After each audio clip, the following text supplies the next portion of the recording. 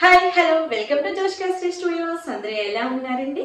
తన కోపమే తన శత్రువు, తన శాంతమే తనకు రక్ష. కోపం భూకంపం లాంటిది. అది రావటానికి ఒక్క క్షణం చాలు, కానీ వచ్చిందంటే చాలా నష్టాన్ని చేకూర్చుతుంది.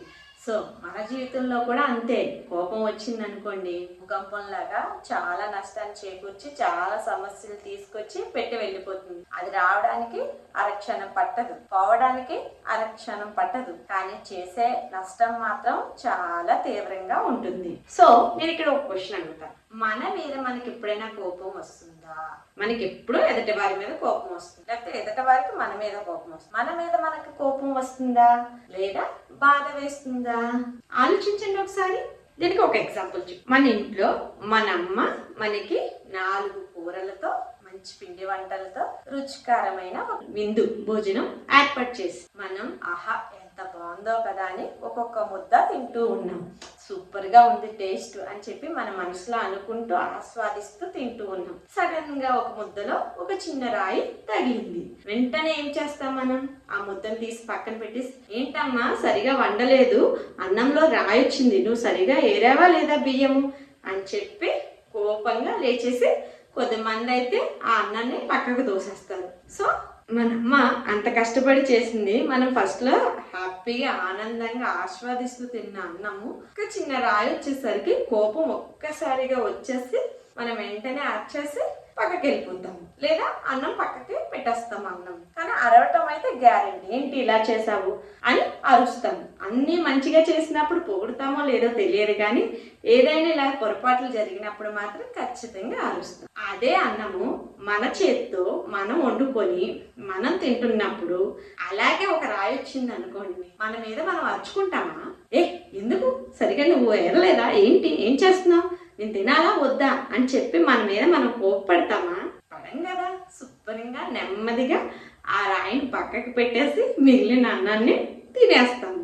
ఏమన్నా అనుకుంటే కొంచెం బాధ వేస్తుంది, అయ్యో సరిగా ఏరుంటే బాగుండని బాధపడతామే తప్పించి మన మీద మనం కోపాన్ని అయితే ప్రదర్శించుకోము కదా.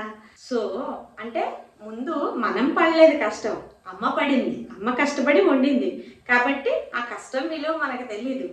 ఆవిడ వండిన రుచికరమైన భోజనాన్ని పొగట్టడానికి మనకి మాటలు రావు, కానీ ఆవిడ చేసిన చిన్న పొరపాటుకి మాత్రం కోపపడడానికి మనకు కోపం తన్నుకొచ్చేస్తుంది. సో అదే కష్టం మనం పడ్డాం కదా, మనకి రాయొచ్చింది, కానీ రాయించిన మన మీద మనం ఎందుకు కోపం చూపించుకోలేకపోయామంటే ఆ అన్నం వండడానికి మనం ఎంత కష్టపడ్డాం అనేది మనకు తెలుసు కాబట్టి మన మీద మనం కోపం చూపించుకోకుండా ఆ రాయిని తీసి పక్కన పెట్టేస్తాం. సో ఎప్పుడు కూడా అంతే. మనల్ని ఎదుటవారు కోపంతో 4 మాటలు అన్నా కూడా వాళ్ళు ఏ సిచ్యువేషన్ లో ఉన్నారు, ఎలాంటి ఇబ్బందుల్లో ఉన్నారు అని మనం మళ్ళీ తిరిగి కోప్పడే ముందు ఒకే ఒక క్షణం ఆలోచించి మాట్లాడేది. అలాగే మనకి కోపం వచ్చినప్పుడు కూడా ఎదుట వారిని మాటలు అనేటప్పుడు వాళ్ళు ఎలాంటి పరిస్థితుల్లో అలాంటి పొరపాట్లు జరిగాయో లేదా అలాంటి తప్పులు వచ్చాయో అని చెప్పి ఒకే ఒక క్షణం ఆలోచించి వాళ్ళ సిచ్యువేషన్ ఏంటి అని మనం అర్థం చేసుకున్నాం అనుకోండి, మనకి ఎంత కోపం వచ్చినా కూడా